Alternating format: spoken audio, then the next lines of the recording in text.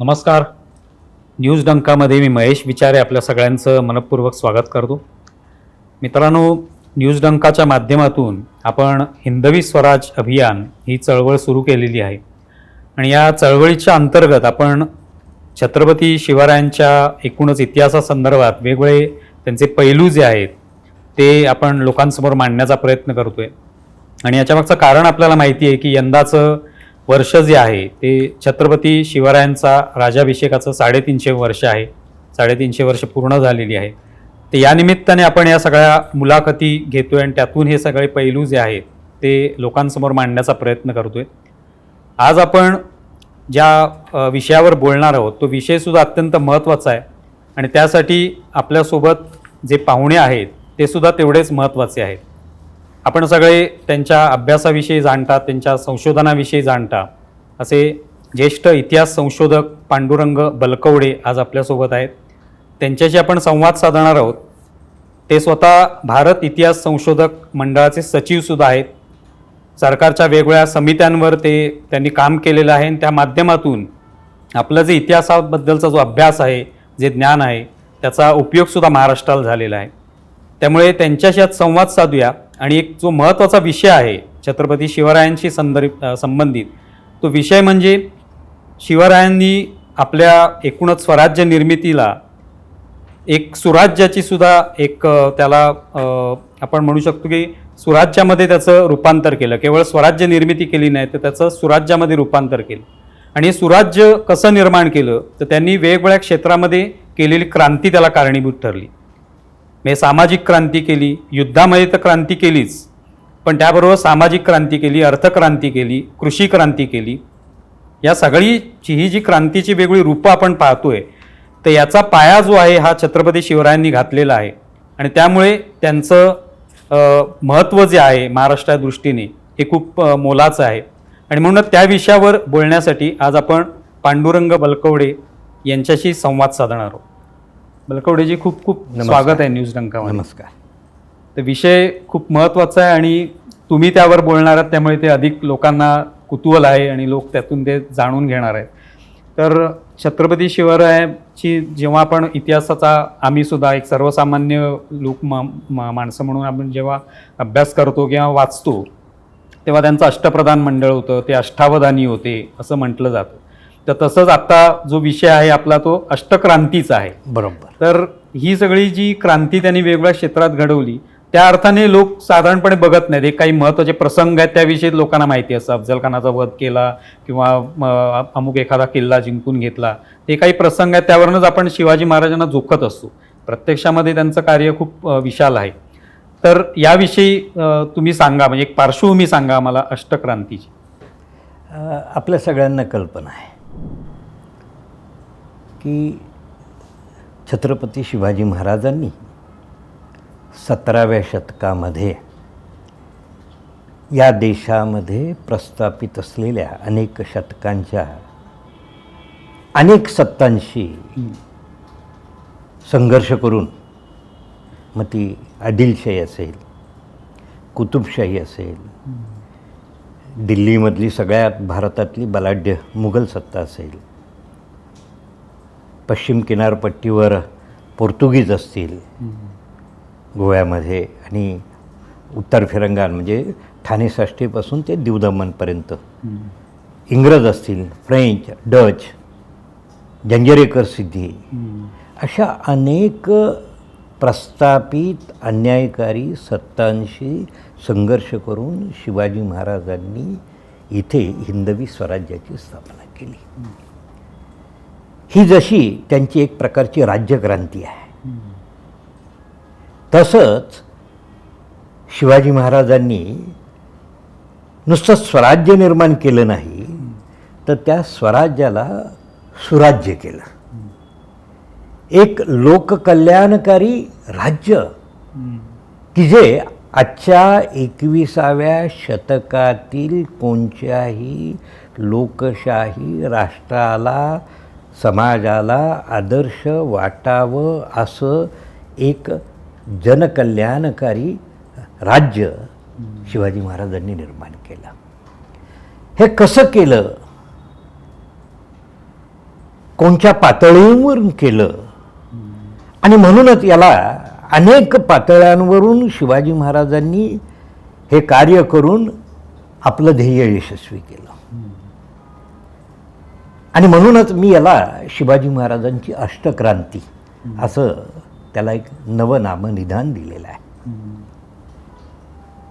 यावर्षी आपलं आता 350वं वर्ष नुकतंच पूर्ण झालेलं आहे आणि आपण 351व्या वर्षात पदार्पण म्हणजे राज्याभिषेकाच्या केले आहे.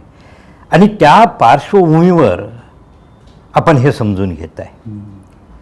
जगामध्ये अनेक राजे सम्राट झाले, परंतु त्यांचा इतिहास, त्यांचं कार्य क्षणभंगूर असल्यासारखं झालं. फार बोटावर मोजण्या इतके की जे जागतिक कीर्तीचे आणि ज्यांचं आदराने लोकांनी नाव घ्यावं, स्मरण करावं, असं कार्य शिवाजी महाराजांनी केलेलं आहे 350 वर्षांपूर्वी. आणि ते आपण समजून घ्यायचा प्रयत्न केला पाहिजे. तुम्ही जसं आत्ता उल्लेख केलात की पूर्वी इतर जे काही राजे महाराजे होते किंवा महाराष्ट्र एकूणच देशावर आपले आक्रमण केलेले, ते एक प्रकारे त्यांनी आपलं साम्राज्य वाढवणं, याच्या पलीकडे कधी असा विचार केला नाही की सामाजिक क्रांती व्हावी, लोकांचं आयुष्य सुधारावं किंवा युद्धामध्ये सुद्धा युद्ध लढताना सुद्धा त्यात काही ते नाविन्य असावं, नवीन काहीतरी आपण स्वतः काही शस्त्र निर्मिती करावी किंवा त्याच्याबद्दल चोखंदळ असावं किंवा एकूणच अर्थनीतीच्या बाबतीत सुद्धा एकूण म्हणजे आपलं जे काही राज्य असेल ते कसं सधन व्हावं, चांगल्या पद्धतीने त्याचं एक महसुलाची निर्मिती व्हावी, असा सगळाच विचार करणारा असा राजा, म्हणजे त्यामुळे त्यांचं वेगळेपण आहे. खरं आहे, खरं आहे, खरं आहे. खरं सांगायचं तर आपल्या भारतीय नीतिशास्त्रामध्ये मग ती भीष्मनीती असेल, चाणक्य नीती असेल, शुक्र नीती असेल, ह्या नीतिग्रंथांनी राजा आणि प्रजेचं कर्तव्य सांगितलेलं आहे. राजाचं राज्यव्यवस्थेचं कर्तव्य काय आहे, तर आपल्या ह्या सर्व नीतिग्रंथांमध्ये राजाचं आद्य कर्तव्य आहे की राजा याने प्रजेचं पुत्रवत पालन करावं, सांभाळ करावा, रक्षण करावं, हे त्याचं आद्य कर्तव्य सांगितलेलं आहे. आणि परचक्रापासून आपलं राष्ट्र, आपली संस्कृती आणि आपल्या समाजाचं रक्षण करावं. म्हणजे प्रजेचा पालन करता आणि आपल्या राष्ट्राचा, संस्कृतीचा, समाजाचा रक्षण करता, पालन करता आणि रक्षण करता, अशा दोन भूमिकेत राज्यकर्ता असावा, असं भारताच्या प्राचीन नीतिग्रंथांनी सांगितलेलं आहे. परंतु दुर्दैवाने जर आपण शिवाजी महाराजांच्या अगोदर 500 वर्षांचा इतिहास पाहिला तर आपल्याला काय लक्षात येतं की इथं परक्यांची आक्रमणं झाली. मग ती आपल्याला कल्पना आहे की इथं ग्रीक आले, रोमन आले, शक आले, हुन आले, कुशाण आले, नंतरच्या काळात इराणी आले, तुर्क आले, अफगाण आले, अरबी आले, युरोपियन, पोर्तुगीज आले, फ्रेंच आले, डच आले आणि ह्या इंग्रज आले. या सगळ्यांनी भारतावर आक्रमण केलं, हा देश जिंकून घेतला आणि हा देश तिथे आपली सत्ता प्रस्थापित केल्यानंतर त्यांनी या जनतेचं आणि या देशाचं शोषण केलं. आपल्या सगळ्यांना कल्पना आहे की हजारो वर्षांपूर्वी आपला भारत देश, हिंदुस्थान, हा सुवर्ण भारत म्हणून ओळखला जात होता. इथं सोन्याचा धूर निघत होता. मानवाच्या जीवनाच्या सर्व अंगांमध्ये या देशातील जनतेने प्रचंड प्रगती केलेली होती. त्यामुळे समृद्धता निर्माण झालेली होती आणि ही समृद्धता या परकीय आक्रमकांच्या आकर्षणाचा केंद्रबिंदू होती. त्यातूनच त्यांनी आक्रमणं केली, सत्ता मिळवली आणि त्या सत्तेच्या माध्यमातून इथल्या जनतेचं शोषण केलं, आपली गुलामी लादली. आणि एकेकाळचा सुवर्ण भारत 17व्या शतकामध्ये म्हणजे शिवाजी महाराजांच्या पार्श्वभूमीवर एक वैराण वाळवंट झालेला होता. उद्ध्वस्त देश आणि समाज त्याला त्या परकीयांच्या, परधर्मीयांच्या अन्यायकारी अत्याचारापासून मुक्त करण्याचं कार्य शिवाजी महाराजांनी केलं. आता इतकी वर्ष म्हणजे हे सगळं पाहिलं, म्हणजे स्वतः शिवाजी महाराजांना जिजाऊ माँसाहेबांनी घडवलेलं आहे, त्यांनी त्यांच्यावर संस्कार केले. आम्ही ऐकलेलं आहे इतिहासामध्ये की त्यांना अनेक गोष्टी महाभारतातल्या असतील, रामायणामधल्या, या त्यांना सांगितल्या, त्याच्यातून त्यांना ते नीतिशास्त्र जे आहे ते त्याचं आकलन झालं. पण हे सगळं त्यांनी आत्मसात केलं. राजे झाल्यानंतर त्यांनी ह्या सगळ्या गोष्टी टप्प्याटप्प्याने व्हाव्यात या दृष्टीने प्रयत्नही केले, हे खूप महत्त्वाचं आहे. हां, काय झालं की हे स्वराज्य अचानक निर्माण झालेलं नाही आहे, ते एका ध्येयवादाची पूर्तता आहे. जर आपण शिवाजी महाराजांच्या इतिहासाचं ह्या सगळ्या कार्याची पार्श्वभूमी पाहिली तर आपल्या लक्षात येईल की शिवाजी महाराजांना फार मोठा वारसा लाभलेला आहे. शिवाजी महाराजांचे वडील शहाजीराजे आणि शिवाजी महाराजांच्या मातोश्री जिजाऊ. शहाजीराजे एक पराक्रमी मराठा योद्धा होते आणि त्यांनी यापूर्वी निजामशाहीच्या रक्षणाच्या निमित्ताने स्वतःचं एक मराठी राज्य निर्माण करण्याचा प्रयत्न केलेला होता, परंतु दुर्दैवाने तो अयशस्वी झाला. परंतु त्यातून मात्र शिवाजी महाराजांना प्रेरणा मिळाली. हा जसा एक भाग आहे तसा दुसरा भाग जिजाऊंसारखं मातोश्री त्यांना मिळाल्या की त्या अत्यंत ध्येयवादी होत्या. त्यांनी शिवबांना घडवलेलं आहे. जिजाऊंनी शिवाजी महाराजांमध्ये एक आदर्श व्यक्ती निर्माण केली.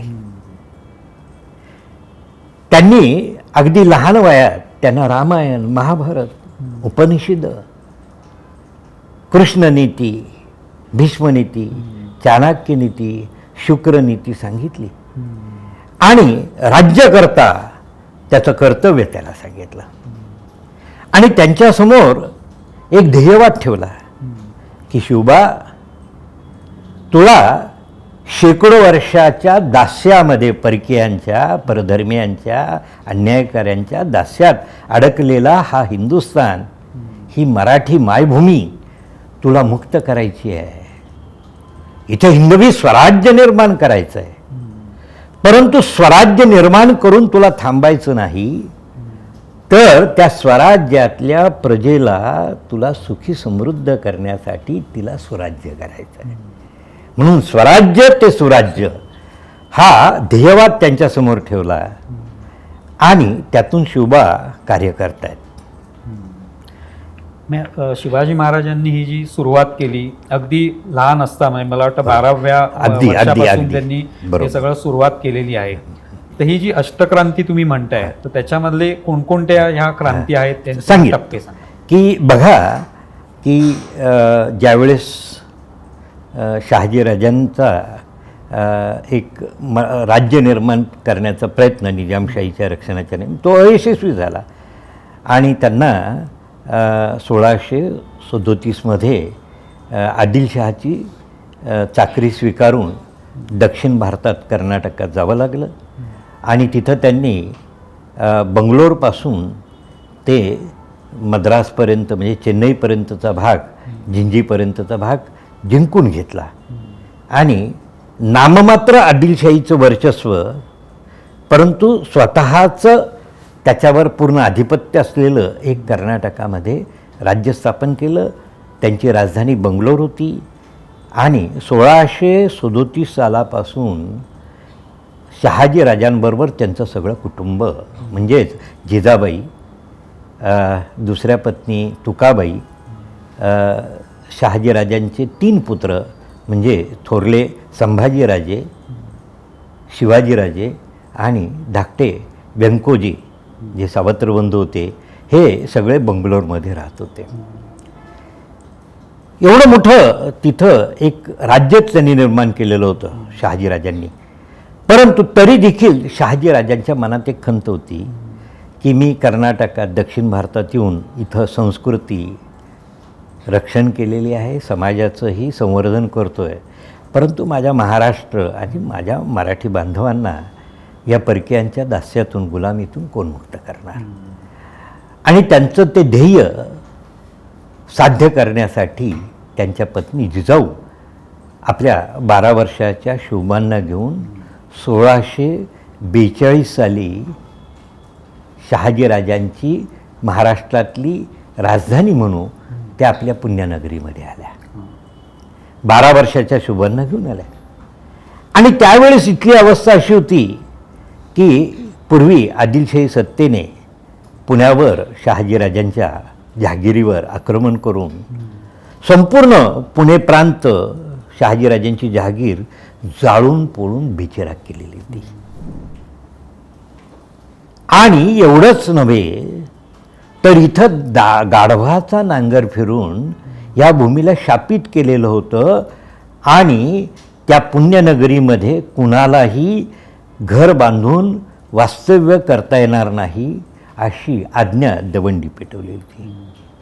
आणि अशा पार्श्वभूमीवर जिजाऊ आपल्या 12 वर्षाच्या शोभांना घेऊन पुण्यात आल्या.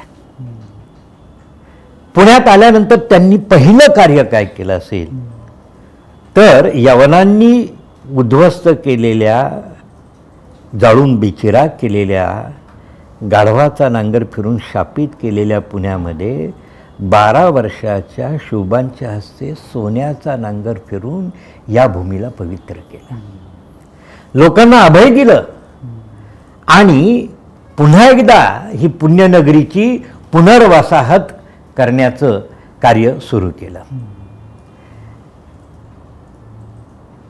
शहाजीराजांचे कारभारी दादोजी कोंडदेव त्यांनी जिजाऊ आणि शोभांच्या वास्तव्यासाठी पुण्यामध्ये लाल महाल नावाच्या एका पवित्र वास्तूची निर्मिती केली होती. आणि याच पवित्र वास्तूमध्ये जिजाऊ शोभांवर आदर्श संस्कार करतायत. मी आत्ता सांगितल्याप्रमाणे रामायण महाभारत ऐकवलं, त्यांना युद्धनीती शिकवली, दुर्गनीती शिकवली, अश्वविद्या शिकवली, न्यायशास्त्र शिकवलं, तर्कशास्त्र शिकवलं, गणित शिकवलं, भाषाशास्त्र शिकवलं आणि त्याच्यातून त्यांनी एक आदर्श व्यक्ती शिवाजी महाराजांमध्ये निर्माण केली की महिलांविषयीचा आदर त्यांना शिकवला. आणि आता शोभा 15 वर्षाचे झालेले होते. त्यांनी आपल्या वडिलांच्या जहागिरीचा कारभाराला सुरुवात केलेली होती. त्यांच्यासमोर फार मोठं आव्हान आहे. सगळी जहागीर शत्रूंनी उद्ध्वस्त केलेली होती. तिची पुनर्वसाहत करून तिला सुजलाम सुमलाम, त्याला नंदनवन करण्याचं ध्येय जिजाऊंनी शोभांच्या समोर ठेवलं होतं. आणि मग हे कसं कार्य करायचं? सगळं शेती पडीक पडलेली होती. शिवाजी महाराजांनी शेतकऱ्यांना, शिवाजी महाराजांनी पहिल्यांदा काय कार्य केलं असेल तर त्यांनी कृषी क्रांती केली. ही कृषी क्रांती कशी केली? मी आत्ताच सांगितलं. शहाजी राजांची जहागीर उद्ध्वस्त झालेली होती. संपूर्ण जहागिरीमध्ये 25 ते 30% शेतजमीन लागवडी खालेली होती.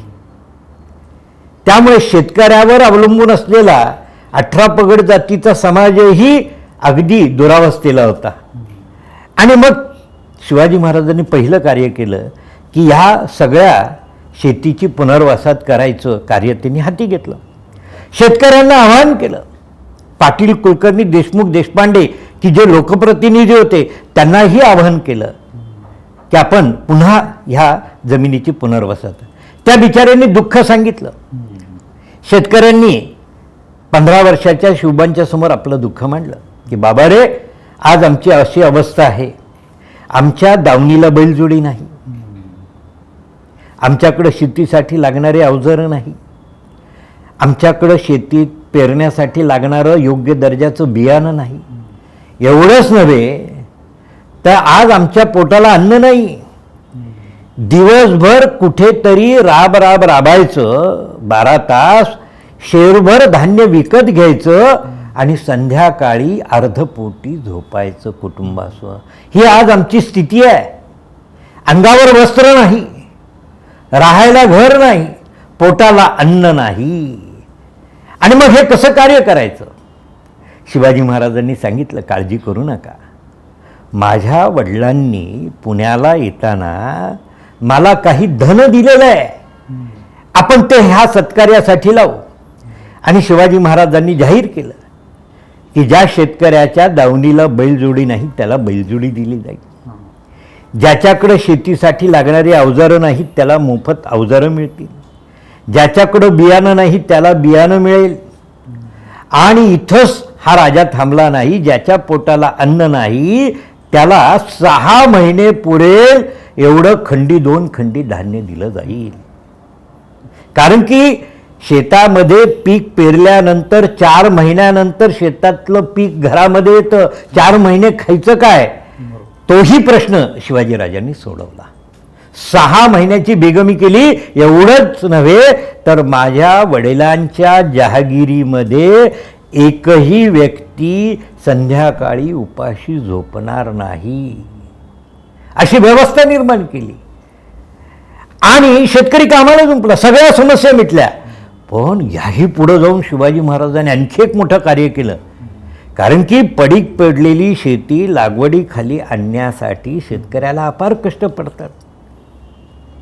आणि म्हणून शिवाजी महाराजांनी जाहीर केलं की जो शेतकरी पडीक पडलेली भूमी लागवडीखाली आणेल त्याला 5 वर्ष सारामाफ, टॅक्स फ्री. मध्ययुगामध्ये करमुक्त व्यवस्था करणारा हा जगातला, मध्य आशिया, युरोप आणि भारतामधला पहिला राजा आहे की त्याने पडीक पडलेली जमीन लागवडीखाली आणेल त्या शेतकऱ्याला 5 वर्ष करमुक्त, टॅक्स फ्री. आणि मग त्याचे परिणाम काय झाले? शेतकरी कामाला जुंपला.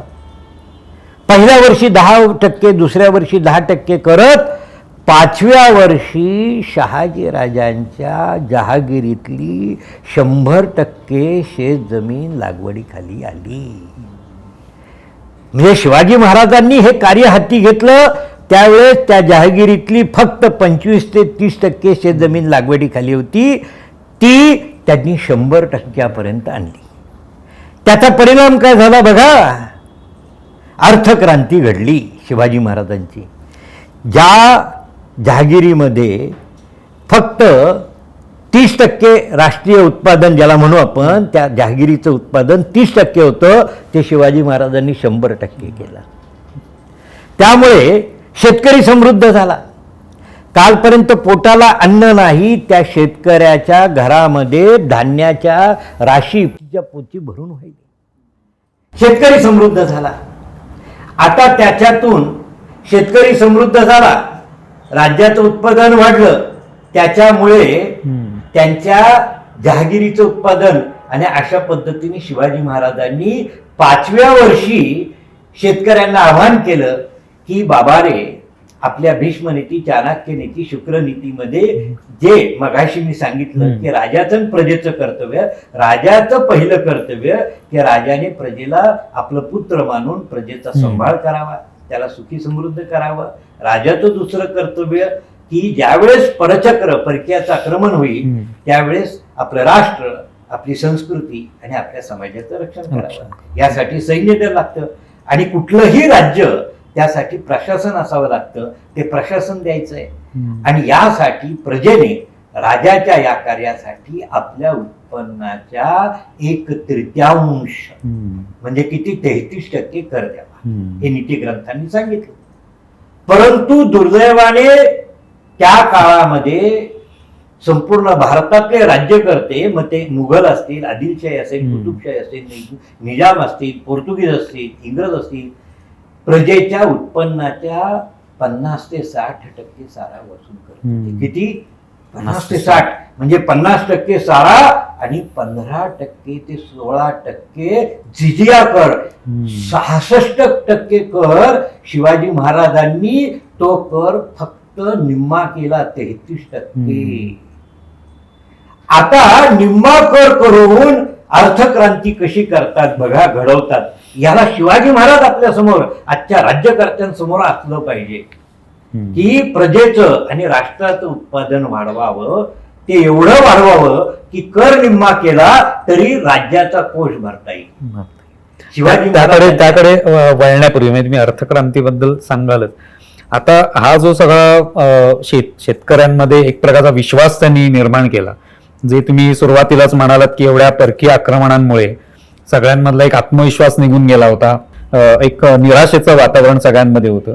तर ते कुठेतरी पहिलं विश्वास निर्माण करणं आणि त्यांना पहिलं उभं करणं, कारण त्यांच्यामधूनच समाज निर्माण होईल आणि पुढे आपल्याला युद्धासाठी जर समाज तयार असेल तरच आपण युद्ध करू शकतो किंवा हे राज्य वाढवू शकतो.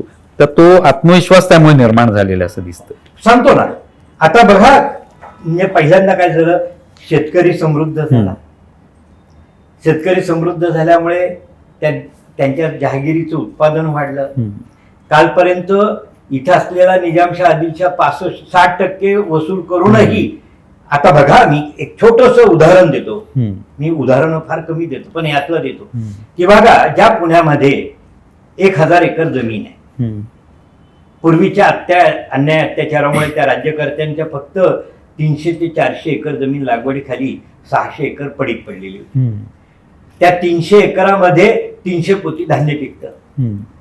त्या 300 पोत्यातली 60% म्हणजे 150 पोती बादशाह घेऊन जात होता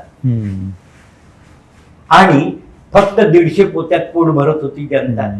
शिवाजी महाराजांच्या या नव्या कृषी क्रांतीमुळे त्याच पुण्यामधली सर्वच्या सर्व 100% 1000 एकर जमीन लागवडीखाली आली. तिथं 1000 पोती धान्य पिकलं. म्हणजे 300 पोत्याच्या ठिकाणी 1000 पोती धान्य पिकलं आणि शिवाजी महाराजांनी त्यांना सांगितलं फक्त 33%, 1/3 तरी देखील शिवाजी महाराजांच्या खजिन्यात 330 पोती जमा झालं. म्हणजे या अगोदरच्या राज्यकर्त्यांच्या दुप्पट सारा शिवाजी महाराजांच्या स्वराज्यात निर्माण झाला आणि जनतेकडं 600 पोती 700 पोती धान्य शिल्लक राहिलं. कालपर्यंत 150 पोत्यामध्ये पोट भरणाऱ्या पुण्याच्या महाराष्ट्राच्या जनतेकडं 600-700 पोती धान्य शिल्लक राहिलं. आता बघा, दोन्ही म्हणजे जनतेचंही घर भरलं आणि राज्याचंही घर भरलं. आता बघा, यातून सामाजिक क्रांती कशी झाली. अर्थक्रांती झाली, सामाजिक क्रांती बघा. कालपर्यंत ज्या शेतकऱ्याच्या अंगावर वस्त्र नव्हतं, पायात जोडा नव्हता, राहायला घर नव्हतं, आता त्या शेतकऱ्याच्या घरामध्ये धान्याच्या राशी भरल्या. आणि मग पहिली गोष्ट शेतकऱ्यांनी काय केलं तर पायात जोडा नव्हता, तो बाजारात गेला, नवा जोडा घेतला, आमच्या चर्मकार बांधवाला. कालपर्यंत अंगावर वस्त्र नव्हतं, आता तो समृद्ध झाला, बाजारात गेला, आपल्या कुटुंबासाठी वस्त्रासाठी त्यांनी कापड घेतलं, विणकर बांधवाला काम लागलं. त्याचं वस्त्र शिवलं, शिंपी बांधवाला काम. कालपर्यंत राहायला घर नव्हतं, उघड्यावर राहत होता, आता त्यांनी घर बांधायला घेतलं, गवंडी बांधवाला काम मिळालं, सुतार बांधवाला काम मिळालं, लोहार बांधवाला काम मिळालं, वीट बनवणाऱ्या कुंभार बांधवालाही हाताला काम दिलं. म्हणजे शिवाजी महाराजांनी सामाजिक क्रांती कशी केली बघा. कृषी क्रांती नंतर सामाजिक क्रांती, अर्थक्रांती, की प्रत्येक कारागीर असेल, मजूर असेल आणि या 18 पगड जातीच्या समाजाच्या हाताला काम दिलं. आणि आता सर्व समाज समृद्ध झाला आणि त्याचा परिणाम काय झाला, शेतकऱ्याबरोबर कष्टकरी कारागीर वर्ग समृद्ध झाला आणि त्यामध्ये उच्च नीचतेची, गरीब श्रीमंतीची दरी कमी झाली. समाज सर्व जाती, पंथ, वंशाचा समाज हा समृद्ध झाल्यामुळे त्यांच्यातली दरी कमी झाली आणि समाज एकसंध झाला. आणि म्हणूनच शिवाजी महाराजांनी ज्यावेळेस स्वराज्य निर्मितीचं कार्य हाती घेतलं त्यावेळेस या कार्यामध्ये त्यांच्या खांद्याला खांदा लावून लढणारा आणि कुठलाही त्याग आणि बलिदानासाठी सिद्ध असणारा 18 पगड जातीचा समाज आहे. आणि म्हणूनच ती ही क्रांती, आणि ही क्रांती यशस्वी करण्यासाठी जी सामाजिक क्रांती करावी लागली ती शिवाजी महाराजांनी यशस्वी अनेक शतकांनंतर इथे केली. आणि आता सर्व समाज एका राष्ट्रक्रांतीसाठी आता सिद्ध झाला. आणि यातून शिवाजी महाराजांनी एक नवा राष्ट्रवाद निर्माण केला. हा राष्ट्रवाद काय की बघा, राष्ट्रवाद की हे राष्ट्र माझ्यासाठी आहे. कारण की इथं असलेली आदिलशाही, निजामशाही, कुतुबशाही, मुघल सत्ता, पोर्तुगीज सत्ता जनतेची त्यांचं रक्षण किंवा त्यांचं लालन पालन हा त्यांचा ध्येय, हा पहिला राजा आहे की तो प्रजेचं पालन करणं, प्रजेचं रक्षण करणं हे आपलं आद्य कर्तव्य मानतोय. आणि म्हणून प्रजेच्या मनामध्ये एक विचार सुरू झाला की या सर्व शासनकर्त्यांपेक्षा शिवाजी हा वेगळा आहे, तो आपलं पालन करता आहे. आणि म्हणून आता जी गोष्ट शिवाजी महाराजांच्या स्वराज्यात एक प्रकारचं छोटं हिंदवी स्वराज्याचं मॉडेल होतं ते यशस्वी झालं. बरोबर. शिवाजी महाराजांनी जे हिंदवी स्वराज्य निर्माण केलं त्याचं पहिलं छोटं मॉडेल आपल्या वडिलांच्या पुणे, इंदापूर, सुपे परगणा, बारा मावळाच्या जहागिरीमध्ये यशस्वी केलं.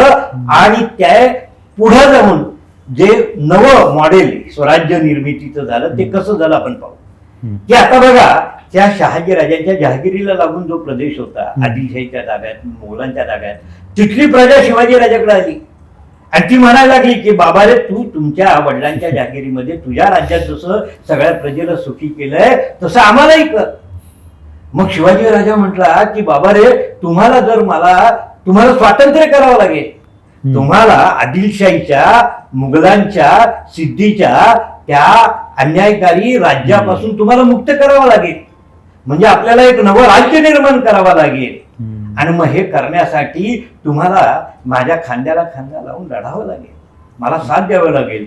आणि मग त्यांनी सांगितलं की आम्ही तुमच्या बरोबर तयार आहोत. आणि यातून मग शिवाजी महाराजांनी आदिलशाहीचा मुलूक, मुघलांचा मुलूक, पोर्तुगीजांचा मुलूक, जंजीर एक सिद्धीचा मुलूक जिंकून घेतला आणि तिथं स्वराज्य निर्माण केले. आणि त्यास म्हणजे बघा की एक प्रकारे बघा, शिवाजी राजांचं या सत्तांच्या राज्यावर आक्रमण होतं, परंतु त्या आदिलशाहीतली जनता, कुतुबशाहीतली जनता आणि मुघलांच्या राज्यातली जनता, पोर्तुगीजांच्या राज्यातली जनता, जंजीर एक सिद्धीच्या राज्यातली जनता शिवाजी महाराजांचं स्वागत करताय, त्यांना येऊन मिळतायत. आणि त्याच्यातून हे स्वराज्य निर्माण झालेलं आहे. मी याला आधुनिक मध्ययुगातला जगातला पहिला आधुनिक राष्ट्रवाद मानतोय. हे राष्ट्र माझं आहे आणि हे राष्ट्र माझ्या रक्षणासाठी आहे आणि त्या राष्ट्राचं रक्षण करणं हे माझा आद्य कर्तव्य आहे, अशी जाणीव इथल्या सर्वसामान्य माणसांमध्ये शिवाजी महाराजांनी निर्माण केली. आणि यातून मग शिवाजी महाराजांनी अनेक आदिलशाहीच्या ताब्यातले किल्ले, तोरणा असेल, राजगड असेल, कोंढाणा असेल, पुरंदर असेल, हे किल्ले जिंकले. आणि मग आता हा नवा संघर्ष सुरू झाला परकीयांविरुद्धचा, ह्या आक्रमकांविरुद्धचा. आणि त्याला त्याच त्यांच्या राज्यातल्या आणि शिवाजी राजांच्या जहागिरीतली सर्व जनता त्याच्या प्रतिकाराला सिद्ध झालेली आहे. याला मी राष्ट्रक्रांती म्हणतो, शिवाजी महाराजांची. आणि मग ही क्रांती आता यशस्वी करायची, त्यासाठी त्यांना एक मोठं आव्हान होतं. शिवाजी राजांकडं ज्यावेळेस ते शहाजी राजांच्या जहागिरीचा कारभार पाहत होते, किती सैन्य असणं, 400-500 सैनिक. आणि त्यांचा आता ज्यांच्याशी संघर्ष होणार आहे त्या आदिलशाहीकडे तर लाखोचं सैन्य आहे, मुघलांकडे लाखोचं सैन्य आहे.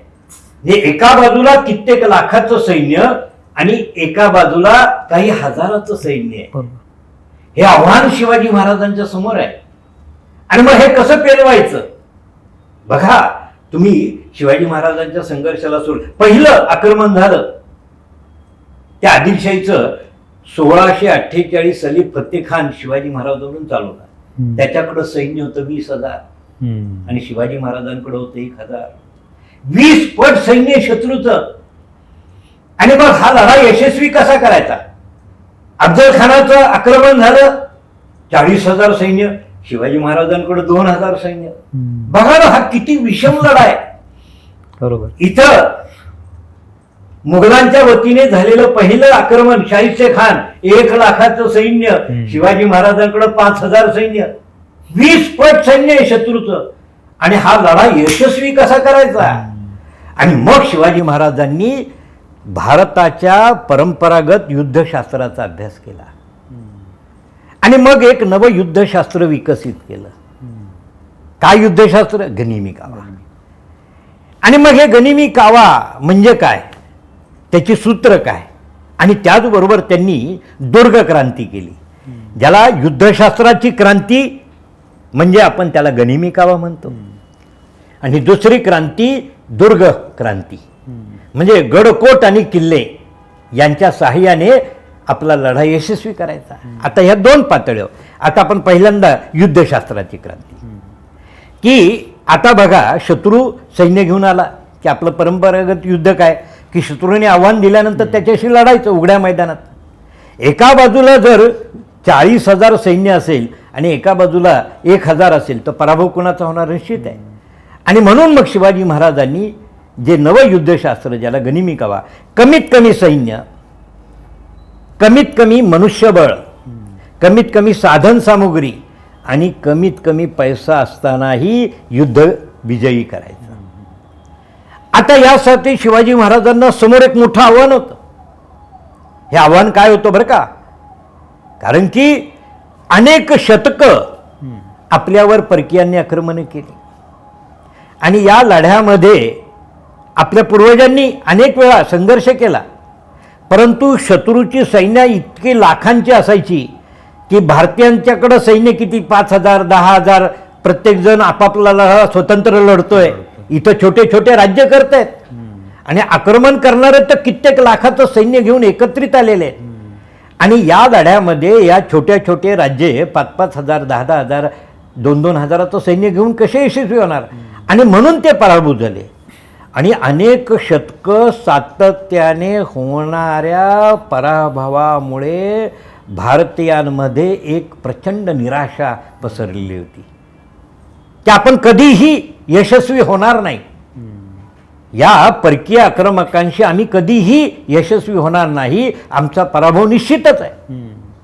हे आव्हान शिवाजी महाराजांच्या समोर होतं. आणि मग त्यांनी पहिल्यांदा मानसिक क्रांती केली.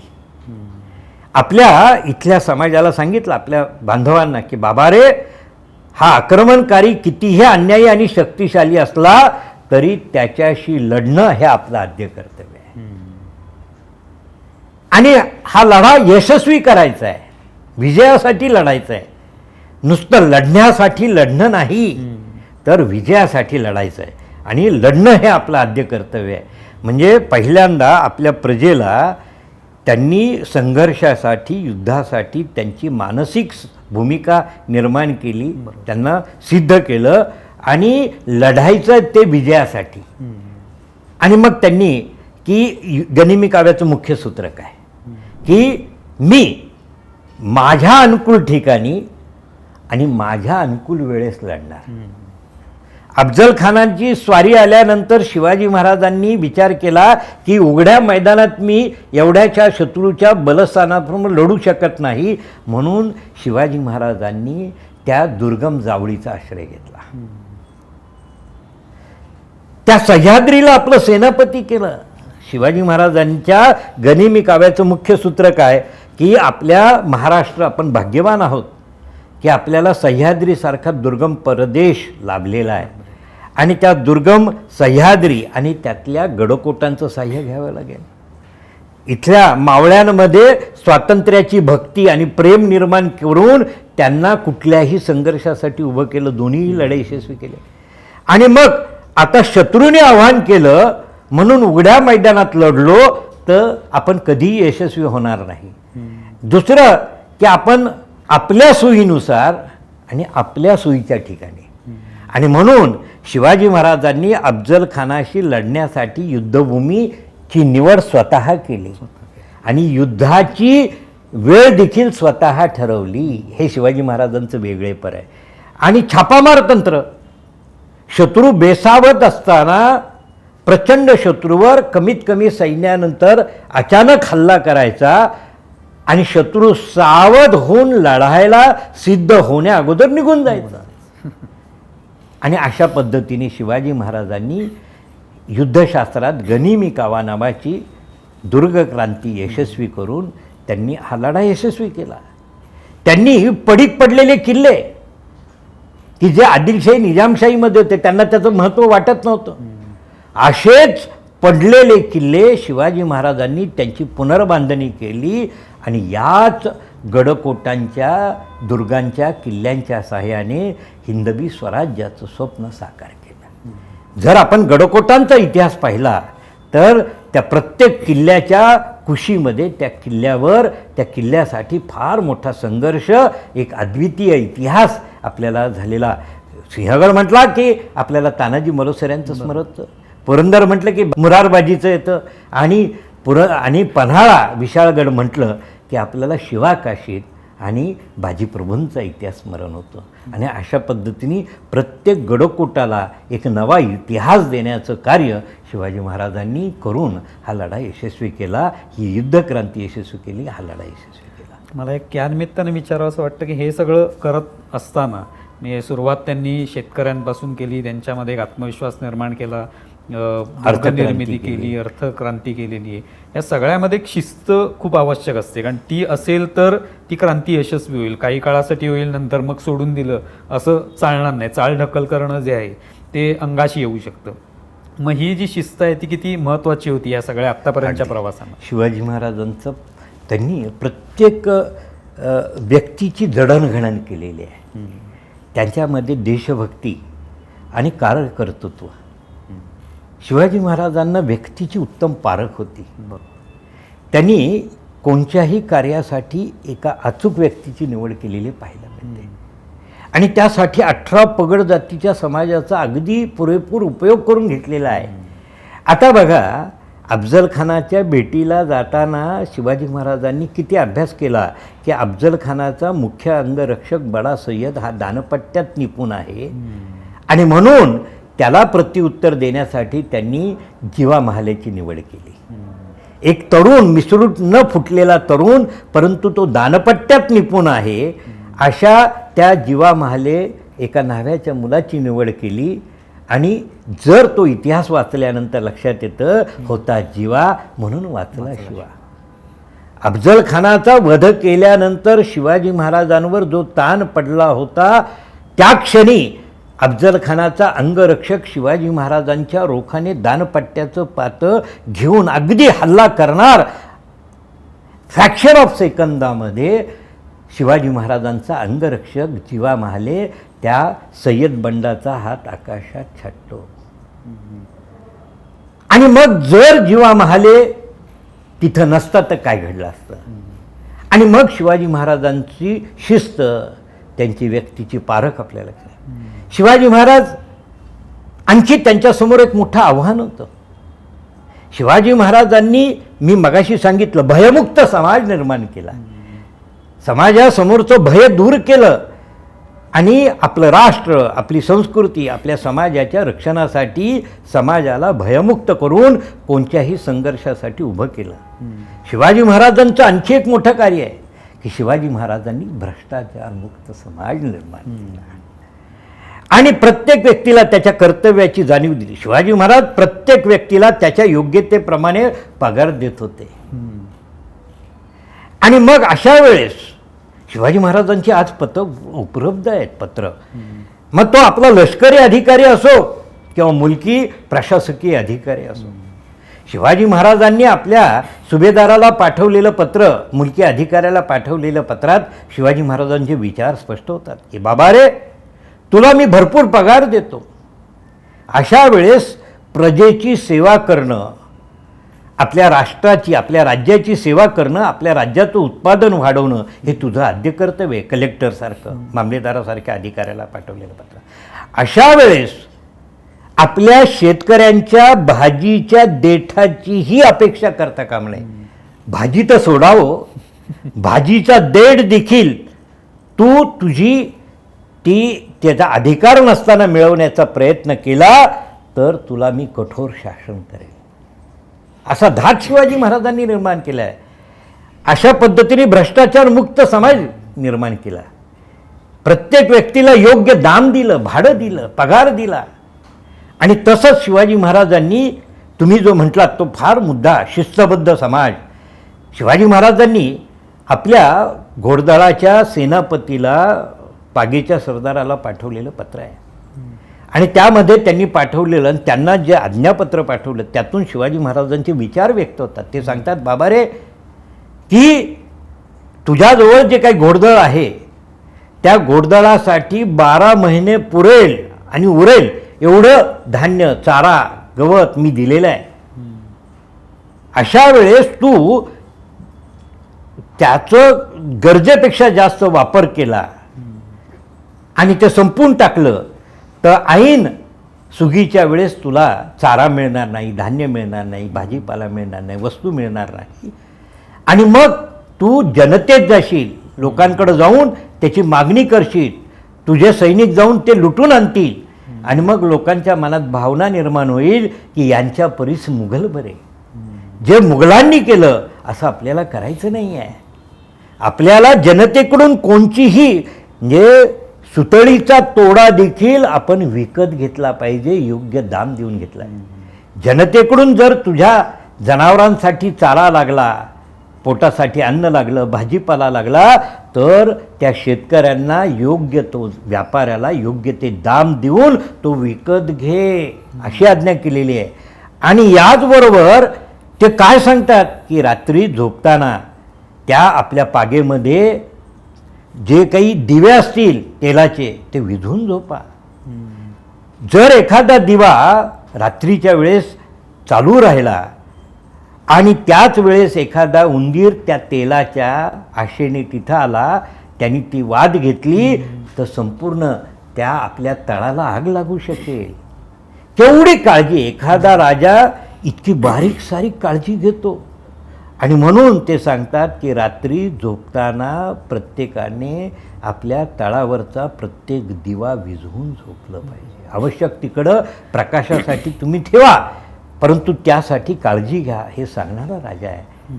आणि अशा आजच्या काळामध्ये जे आमचे शासन करतेत, राज्य करतेत, त्यांच्यासाठी तर आदर्श आहे. विशेषतः तुम्ही भ्रष्टाचाराचा उल्लेख केला तर आजच्या जमान्यामध्ये खरं तर शिवाजी महाराजांचं केवळ काही मोजके प्रसंग जे आहेत त्यांचा अभ्यास करण्यापेक्षा भ्रष्टाचाराला कसा आळा घातला पाहिजे आणि आजच्या काळासाठी हे उदाहरण आहे. बघा बरोबर. की शिवाजी महाराजांनी, बघा त्यांनी जे गडकोट उभे केले, त्यांची दुरुस्ती केली. आज 350 वर्ष झाली हो. कोणीही त्यांची गेले 200 वर्ष देखभाल करत नाही. देखभाल न करत असताना हे गडकोट आज उभे आहेत. आणि आज आपलं 21व्या शतकामध्ये आमच्या गोव्यामधला मांडवी नदीचा पूल उद्घाटनाच्या अगोदर कोसळतो. आमच्या पुण्यामधला म्हात्रे पूल उद्घाटनाच्या अगोदर खचतो. आणि काय हे दुर्दैव आहे की 6 महिन्यापूर्वी शिवाजी महाराजांची प्रतिमा सिंधुदुर्गामध्ये उभी केली आणि ती आज कोसळते. आणि मग आम्हाला शिवाजी महाराजांच्या ची आठवण होते की शिवाजी महाराजांचा खेड्यापाड्यामधला तो गवंडी बिचारा, त्याने उभे केलेले किल्ले जर आज अभेद्य आहेत, आम्हाला म्हणजे शिवाजी महाराजांनी निष्ठा निर्माण केली, राष्ट्रनिष्ठा, स्वधर्मनिष्ठा आणि स्वसमाज निष्ठा निर्माण केली, प्रामाणिकपणा निर्माण केला. आणि त्याच प्रामाणिकतेतून शिवाजी महाराजांना हे स्वराज्य निर्माण करणार आहे. आपल्या राष्ट्रावर प्रेम करणारा, आपल्या समाजावर प्रेम करणारा, आपल्या संस्कृतीवर प्रेम करणारा आणि त्याच्या रक्षणासाठी कुठल्याही त्यागाला बलिदान असलेला समाज शिवाजी महाराज आहे. ही शिवाजी महाराजांनी आरमार क्रांती केली. किती विभागात काम केलं ह्या माणसाने की बघा, या समुद्रमार्गाने या युरोपियन सत्ता भारतात आल्या आणि त्यांनी आपला व्यापार ताब्यात घेतला आणि आपला देश जिंकून घेतला. पोर्तुगीज, फ्रेंच, डच, इंग्रज हे लक्षात घेतल्यानंतर शिवाजी महाराजांनी 24 ऑक्टोबर 1657 कल्याण भिवंडी जिंकून घेतली. आणि त्या क्षणाला त्या कल्याणच्या बंदरामध्ये ज्या शत्रूची जहाजं होती ती ताब्यात घेऊन त्यांनी हे आपल्या हिंदवी स्वराज्याचं आरमार स्थापना झाली असं धनत्रयोदशीच्या दिवशी जाहीर केलं. इथंच थांबले नाही.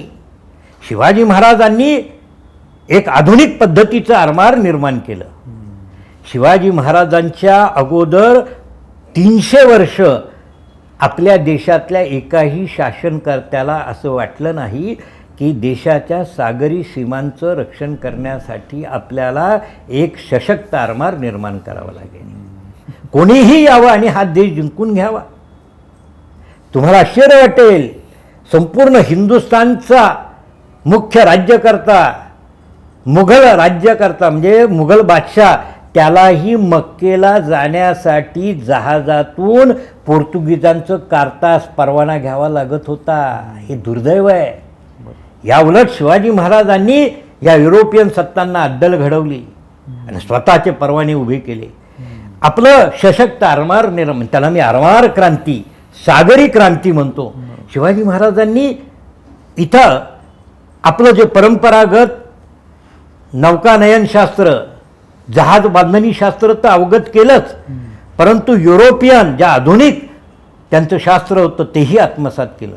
आणि त्यासाठी युरोपियन अभियंते, जहाज बांधणीचे तंत्र कारागीर त्यांना नोकरीला ठेवलं आणि त्यांच्याकडून आधुनिक युरोपियन युद्ध नौकानयन, जहाज बांधणी शास्त्र आणि परंपरागत शास्त्र या दोघांचा संयोग करून एक अजिंक्य आरमार निर्माण केलं. या युरोपियन लोकांनी प्रथम शिवाजी महाराजांच्या या प्रयत्नाची चेष्टा केली आणि ज्या वेळेस खांदेरीचं युद्ध झालं आणि मग मात्र लक्षात आलं, इंग्रज गव्हर्नर आपल्या इंग्लंडच्या त्याला पाठवतो की आम्हालाही शिवाजीराजांनी एक नवीन आधुनिक पद्धतीचं आरमार निर्माण केलं आहे की जे आरमार आमच्यावर मात करतं आहे. संगमेश्वरी नावाची युद्धनौका निर्माण केली की तिला आम्ही बरोबरी करू शकत नाही आणि आम्हाला आता शिवाजीराजासारखं आरमार निर्माण करावं लागेल अशी गरज त्यांना वाटायला लागली. ज्यांनी टिंगल केली त्यांना शिवाजी महाराजांच्या आरमाराचं कौतुक वाटायला लागलं. इथंच थांबले नाही, सागरी किल्ले बांधले. सिंधुदुर्ग, पद्मदुर्ग, विजयदुर्ग आणि राजपुरीच्या वरावर दुसरी राजपुरी वसवली. मुंबईच्या समोर, जंजिऱ्याच्या समोर, उंदेरीच्या समोर समुद्रामध्ये त्यांनी खांदेरीचा किल्ला बांधला. केवढं शत्रू वारंवार हल्ले करतायत आणि इकडं शिवाजी महाराजांचं लोक इथं नवा किल्ला बांधतायत आणि शिवाजी महाराजांचे सैनिक त्या कारागिरांचं, त्या बांधकाम करणाऱ्या लोकांचं आणि त्या किल्ल्याचं रक्षण करतायत. असं शिवाजी महाराजांनी आरमार क्रांती, सागरी क्रांती, दुर्ग क्रांती, नवे नवे किल्ले. अहो, आज राजगड किल्ला जर बघितला तर जगातला एक अजिंक्य किल्ला आहे. अनेक माच्या, 3 माच्या, चिलखती, तटबंदी, बालेकिल्ला, रायगड किल्ला शिवाजी महाराजांनी, ज्याला जिब्राल्टर म्हणतात युरोपियन लोक, जगातला एक अजिंक्य किल्ला शिवाजी महाराजांनी त्याचं बांधकाम केलं. दुर्गशास्त्रात क्रांती केली आणि अशा पद्धतीने शिवाजी महाराजांनी कृषी क्रांती, अर्थक्रांती, सामाजिक क्रांती, युद्धशास्त्राची क्रांती, दुर्ग क्रांती, सागरी क्रांती, आरमार क्रांती आणि सांस्कृतिक क्रांती केली.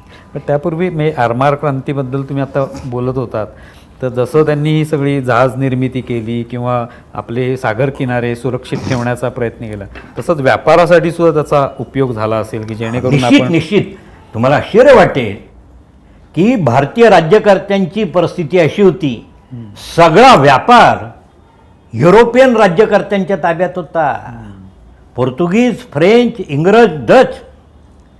आणि शिवाजी महाराजांनी या सगळ्या विषयी अभ्यास केला आणि मग त्यांनी भारतातून युरोपमध्ये कोणत्या वस्तू जातात आणि युरोपमधून कोणत्या वस्तू येतात याचा अभ्यास केला. आपल्याला, कारण की नाही म्हटलं तरी आपल्याला युरोपमध्ये शिवाजी महाराजांच्या काळामध्ये 17व्या शतकात युरोपमध्ये औद्योगिक क्रांती झाली होती. त्यामुळे तिथं विज्ञानाच्या माध्यमातून प्रचंड उत्पादन निघत होतं. हे सगळं शिवाजी महाराजांना समजत होतं. पण आता शिवाजी महाराज काय इथं औद्योगिक क्रांती, विज्ञान क्रांती करणं एका वेळेस ते किती पातळ्यांवर काम करणार. त्यांनी प्रयत्न केलेला आहे, आपल्या व्यापाऱ्यांना संरक्षण दिलं आणि मग आपल्या देशातून धान्य जात होतं युरोपमध्ये, चांगल्या प्रकारचा तांदूळ, ज्वारी, बाजरी, गहू, तांदूळ, त्यानंतर चंदन, हस्तिदंत, त्यानंतर संगमरवर, हा भाग मसाल्याचे पदार्थ युरोपला जात आहेत. म्हणून शिवाजी महाराजांनी आपल्या व्यापारी निर्माण केले आणि हा व्यापार मराठी माणसाच्या, भारतीय माणसाच्या हातात येईल असा प्रयत्न केला. ह्या वस्तू जिथे जिथे त्याचं उत्पादन होतं त्या वस्तू एकत्र केल्या आणि त्यांची गोडाऊन्स बांधली, स्टोरेज, आणि त्या गोडाऊनमध्ये त्या वस्तू योग्य बाजारभाव मिळेपर्यंत साठवून ठेवून आपल्या राज्याला त्याच्यातून चांगला नफा कसा मिळेल, फायदा कसा मिळेल, आणि ह्या युरोपियन लोकांना या वस्तू त्यांनी विकल्या. म्हणजे आपले व्यापारी उत्पादन जिथं जमतंय ते प्रत्यक्ष ह्या युरोपियन लोकांना विकण्या अगोदर, विकण्यापेक्षा मध्ये आपण ते आले आणि त्यामुळे आपल्या व्यापाऱ्यांना, उत्पादन करणाऱ्या शेतकऱ्यांना योग्य तो बाजारभाव मिळेल याची काळजी शिवाजी महाराजांनी केली. एकच उदाहरण सांगतो, छोटंसं उदाहरण आहे, फार महत्त्वाचं आहे.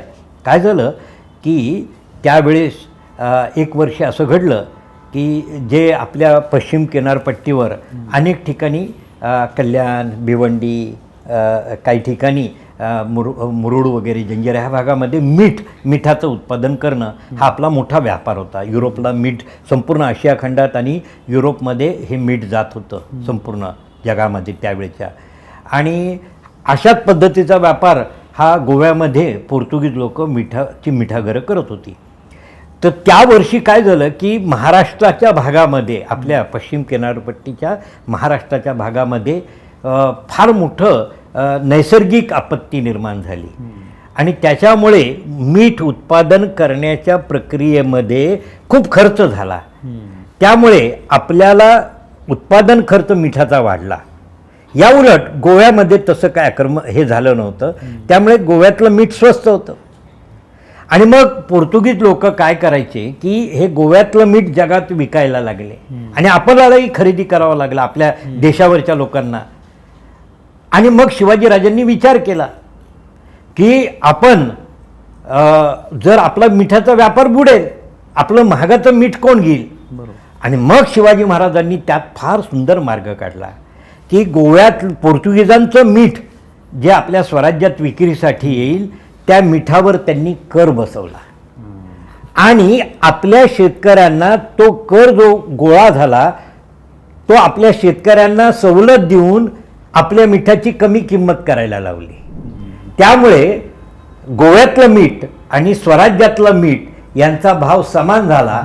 त्यामुळे आपलं मीठ उत्पादन करणारे व्यापारी आणि त्या क्षेत्रात काम करणारा मजूर वर्ग याचं रक्षण झालं. अशा पद्धतीने शिवाजी महाराजांनी आपल्या व्यापाराचं रक्षण केलं, आपल्या व्यापाऱ्यांना प्रोत्साहन दिलं आणि आपल्या स्वराज्यातला व्यापार वाढवून आपल्याला, आपल्या प्रजेला त्यातून कसं उत्पादन वाढेल याचा अथक प्रयत्न केलेला आहे. आता तुम्ही हे जे सांगताय त्यावेळेला एक गोष्ट लक्षात येते की हे सगळे जे व्यापारी होते, पोर्तुगीज असतील, इंग्रज असतील, डच असतील, हे व्यापाराच्या निमित्ताने तर आलेच होते, पण इथे घुसखोरी करायची किंवा इकडचा जास्तीत जास्त फायदा मिळवायचा हे सुद्धा दूरदृष्टी शिवाजी महाराजांकडे होती की हे काहीतरी व्यापारावर नियंत्रण ठेवणं. एवढंच नव्हे, त्यांच्या एका पत्रामध्ये तसा उल्लेख आहे मला वाटतं, इंग्रजी लबाड जात आहे, त्यांच्यावर लक्ष ठेवलं. आणि दुसरी गोष्ट की काय दुर्दैव आहे, काय बघा या देशात की पोर्तुगालची राजकन्या इंग्लंडच्या राजपुत्राला दिली म्हणून हुंडा म्हणून मुंबई भेट दिलं. म्हणजे पोर्तुगीजांनी इंग्लंडच्या राजपुत्राला लग्नामध्ये आंदण म्हणून मुंबई भेट दिलं. देश कुणाचा आणि कोण कुणाला आंदण देतं अशी ती. एवढंच कशाला की प्रत्येक भारतीयाला समुद्रात जाण्यासाठी कारतास म्हणजे परवाना घ्यावा लागत होता. शिवाजी महाराजांनी ते बंद केलं आणि आमच्या स्वराज्याच्या समुद्र किनाऱ्यावर या सर्व युरोपियन लोकांना आमचा परवाना घेणं भाग पाडलं.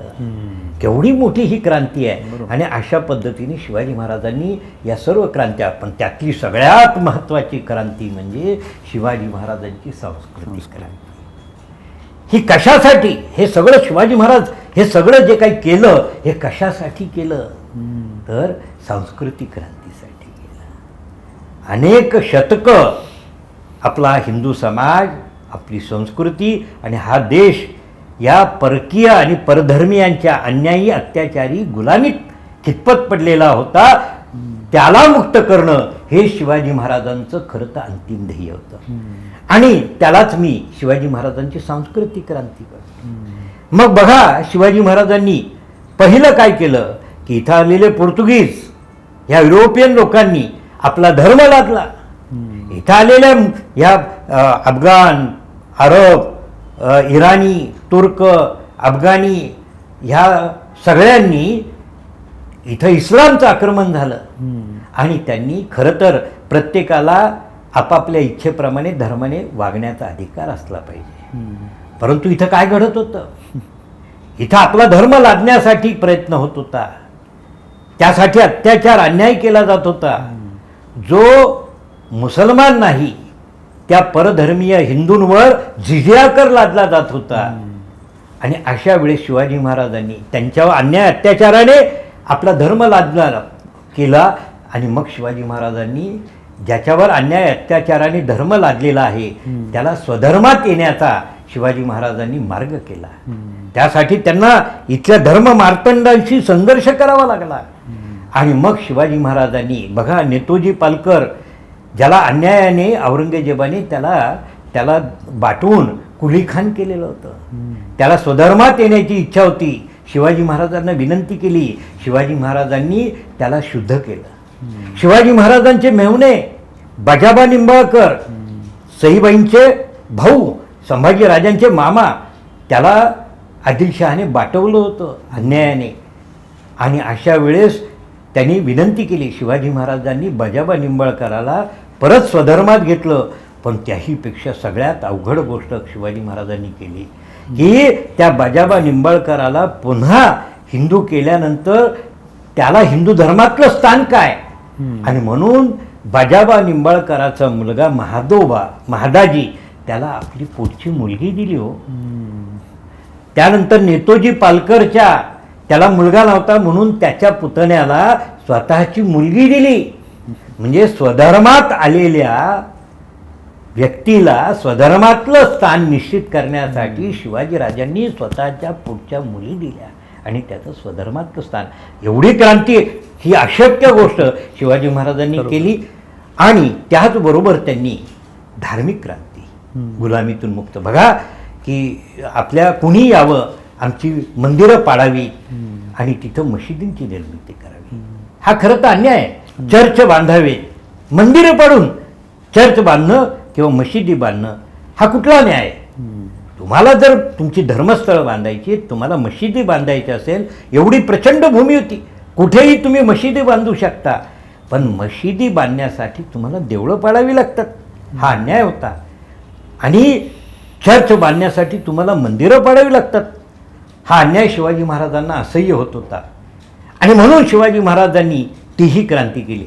ज्यावेळेस शिवाजी महाराज दक्षिण दिग्विजयाला गेले त्यावेळेस तामिळनाडूमध्ये एक पेरुमलाईचं शिवमंदिर होतं की जे त्या भागातलं धार्मिक महत्त्वाचं पवित्र स्थान होतं. परंतु नुकतंच काही दिवसांपूर्वी तिथल्या गोळकोंड्याच्या कुतुबशहाच्या सेनापतीने तिथं आक्रमण करून ते मंदिर पाडून मशीद बांधलेली होती. जनतेच्या जखमा ताज्या होत्या, हिंदू समाज असह्य झालेला होता. आणि त्यांनी शिवाजी महाराजांना येऊन दुःख सांगितलं. आणि मग शिवाजी महाराजांनी सांगितलं की ही मी मशीद पाडणार. आणि मंदिर पाडून, बांधलेली मशीद पाडून शिवाजी महाराजांनी पुन्हा नवं मंदिर बांधण्याची आज्ञा केली. तसंच कर्नाटकमध्ये कुर्ग डिस्ट्रिक्टमध्ये शोणाचलपती, ब्रह्मा, विष्णू आणि महेशाचं मंदिर होतं. आदिलशाही सत्तेच्या सेनापतीने ते मंदिर पाडून तिथं मशीद बांधली. लोकांच्या भावना तीव्र होत्या. लोकांनी शिवाजी महाराजांना आपलं दुःख सांगितलं आणि म्हणून शिवाजी महाराजांनी त्या शोणाचलपती मंदिर पाडून, बांधलेली मशीद पाडून पुन्हा मंदिर बांधण्याची आज्ञा केली. आणि तिसरी गोष्ट, गोव्यामध्ये पोर्तुगीजांनी गोव्याचं आराध्य दैवत सप्तकोटेश्वर ते उद्ध्वस्त केलेलं होतं.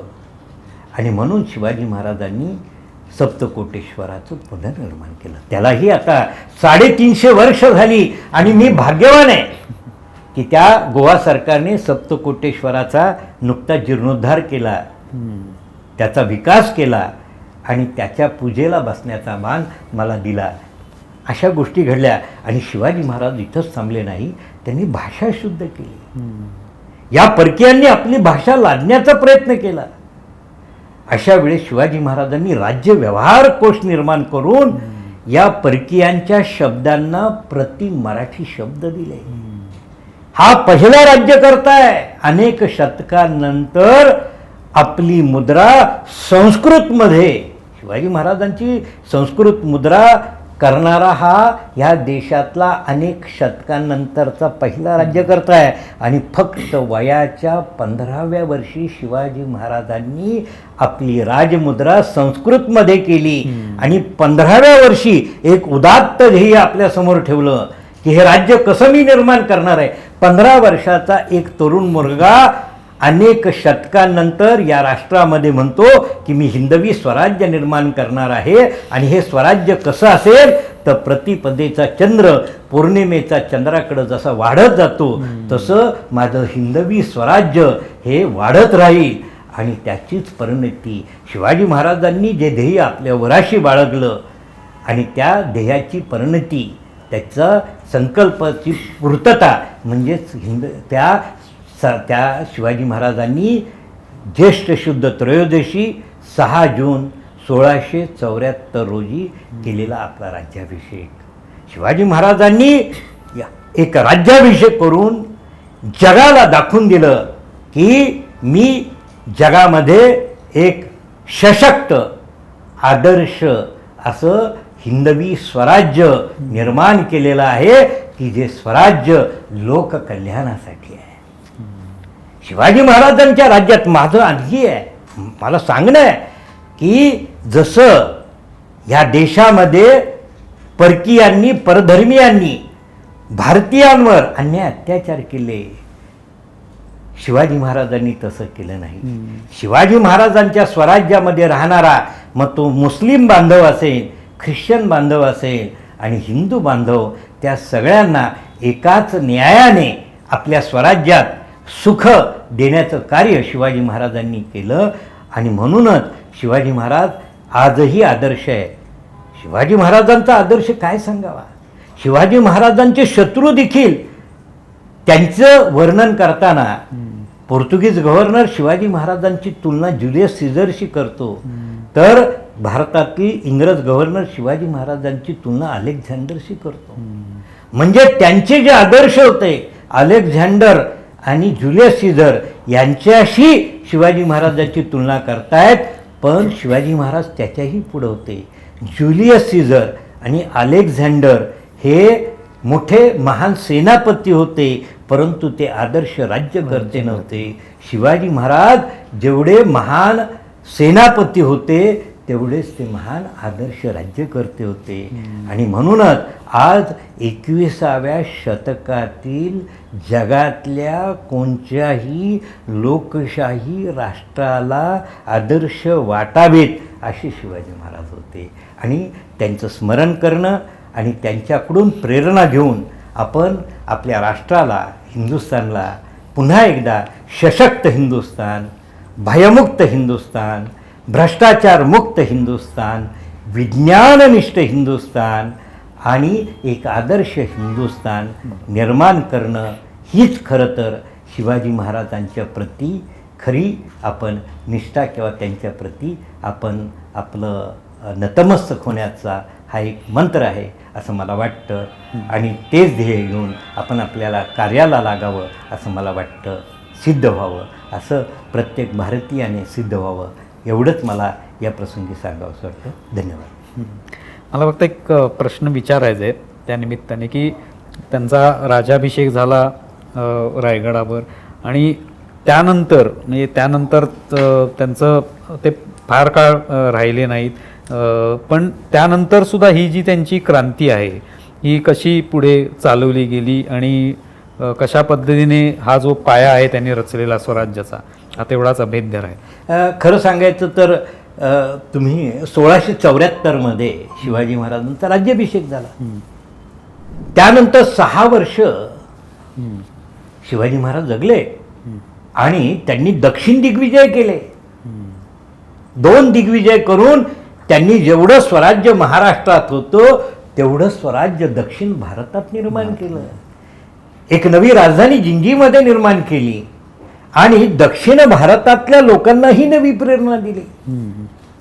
शिवाजी महाराजांनी या देशामध्ये देशभक्तीची भावना निर्माण केली आपल्या बांधवांमध्ये, आपल्या प्रजेमध्ये, आणि त्याचा परिणाम भारतामध्ये राष्ट्रप्रेम जे जागृत केलं त्याचा परिणाम शिवाजी महाराजांच्या पश्चात ज्यावेळेस दिल्लीपती मुघल बादशाह औरंगजेब कित्येक लाखाची फौज घेऊन छोट्याशा स्वराज्यावर चालून आला, त्याला असं वाटलं की हे स्वराज्य मी सहज 1-2 वर्षात जिंकून घेईल. परंतु त्याला त्याची जाणीव झाली की शिवाजी महाराजांनी निर्माण केलेला विचार या स्वराज्यात रुजलेला आहे आणि तो संपून टाकणं फार अवघड आहे. आणि म्हणून स्वराज्यावरची मोहीम बाजूला सारून औरंगजेब दक्षिणेत गेला. शेकडो वर्षाची, 500 वर्षाची आदिलशाही सल्तनत त्याने फक्त 1.5 वर्षात जिंकून मुघल साम्राज्यात विलीन केली. आणि त्याच औरंगजेबाने शेकडो वर्षाची कुतुबशाही सल्तनत फक्त 6 महिन्यात जिंकून, म्हणजे 2 वर्षामध्ये औरंगजेबाने अनेक शतकांच्या दक्षिण भारतातल्या एवढ्या 2 बलाढ्य सल्तनती जिंकून घेऊन मुघल साम्राज्यात त्यांना विलीन केलं. तुम्हाला आश्चर्य वाटेल की आपण ज्याला सम्राट अकबर म्हणतो त्या सम्राट अकबराच्या 1.5 पट राज्य औरंगजेबाचं होतं. अशा औरंगजेबाला हे शिवाजी महाराजांचं छोटंसं स्वराज्य 27 वर्ष लढूनही जिंकता आलं नाही. कारण की मग तो छत्रपती संभाजी महाराजांचा 9 वर्षाचा लढा असेल, तो 11 वर्ष छत्रपती राजाराम महाराजांचा लढा असेल, आणि 7 वर्ष एका स्त्रीने महाराणी ताराबाईंनी केलेला संघर्ष असेल. 27 वर्ष मराठे आपल्या स्वातंत्र्यासाठी झुंजत राहिले.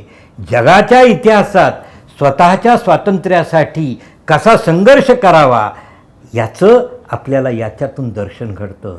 आणि याचाच परिणाम 27 वर्षाच्या संघर्षानंतरही आपल्याला छोटंसं स्वराज्य, शिवाजीराजाचं राज्य, हा मराठी प्रदेश जिंकून घेता आला नाही.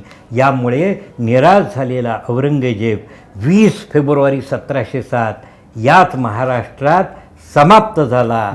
आणि हे स्वातंत्र्याचं संघर्षही मराठ्यांनी जिंकून घेतला.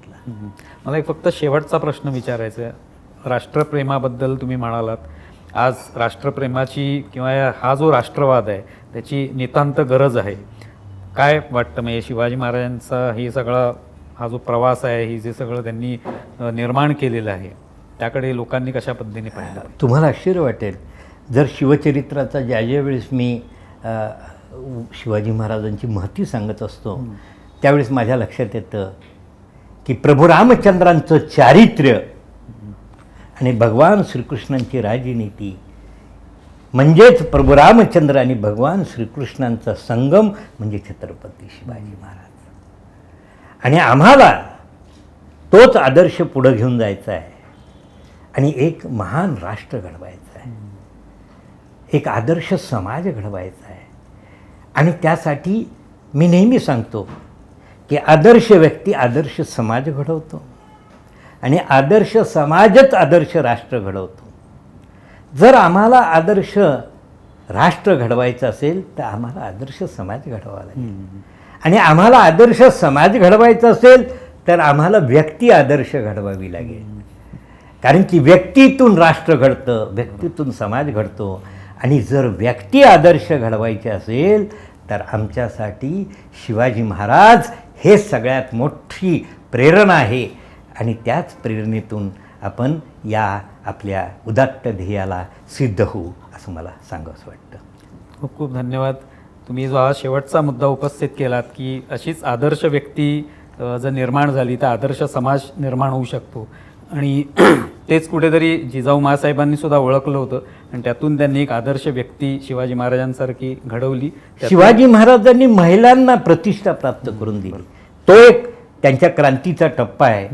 ज्यावेळेस 17व्या शतकामध्ये शत्रूच्या स्त्रिया लूट मानलं जात होतं, ज्यावेळेस या देशामध्ये गावागावामध्ये जनावरांसारखे स्त्री पुरुष आणि मुलांचे बाजार भरत होते, त्यांना गुलाम केलं जात होतं, त्यांची विक्री होत होती आणि त्याच्यातून तुम्हाला आश्चर्य वाटेल, इंग्रज, फ्रेंच, डच, पोर्तुगीज आणि मुघल आणि इथल्या मुस्लिम सत्ताधीशांचा पैसे मिळवण्याचा हा फार मोठा व्यापार होता.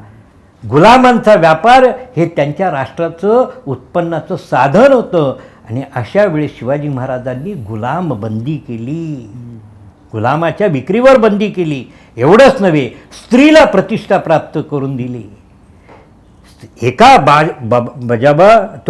बाबाजी भिकाजी गुजर एका पाटलाने स्त्रीवर अत्याचार करण्याचा प्रयत्न केला, म्हणून शिवाजी महाराजांनी त्याचे दोन्ही हातपाय कलम करण्याची शिक्षा केली. यामागचा हेतू असा होता की स्त्रियांकडं वाकड्या नजरेने पाहणाऱ्याला किती कठोर शासन स्वराज्यात होत होतं याचं ते उदाहरण आहे. एक शिवाजी महाराजांचं सेनापती सयाजी गायकवाड की ज्याने त्या बेलवडीच्या देशमुखींबाईकडं वाकड्या नजरेने पाहण्याचा प्रयत्न केला, म्हणून शिवाजी महाराजांनी आपल्या सेनापती एक सेनाधिकाऱ्याचे दोन्ही डोळे काढण्याची शिक्षा केली.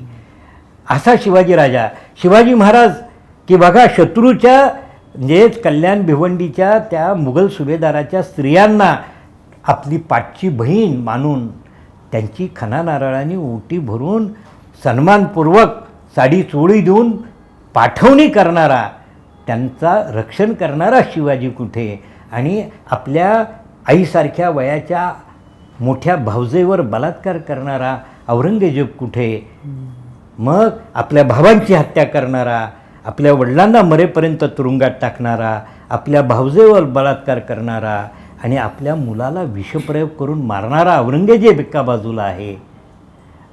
शिवाजी महाराजांच्या सुनेला 30 वर्ष, संभाजी महाराजांच्या पत्नी महाराणी येसूबाईंना 30 वर्ष मुघलांच्या कैदेमध्ये टाकलं. आणि अशा वेळेस स्त्रियांना सन्मान प्राप्त करून देणारा शिवराय कुठे.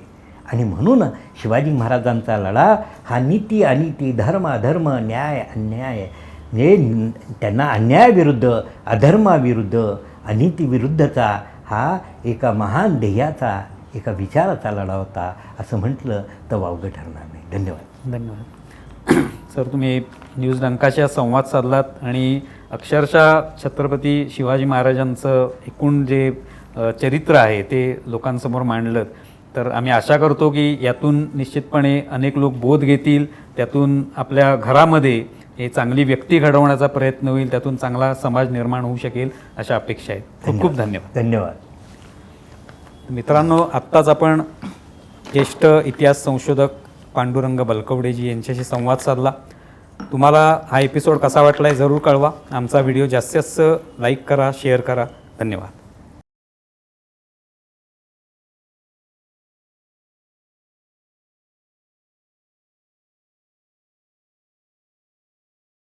आमचा व्हिडिओ जास्तीत जास्त लाईक करा, शेअर करा आणि आमचं यूट्यूब चॅनल सबस्क्राईब करा. धन्यवाद.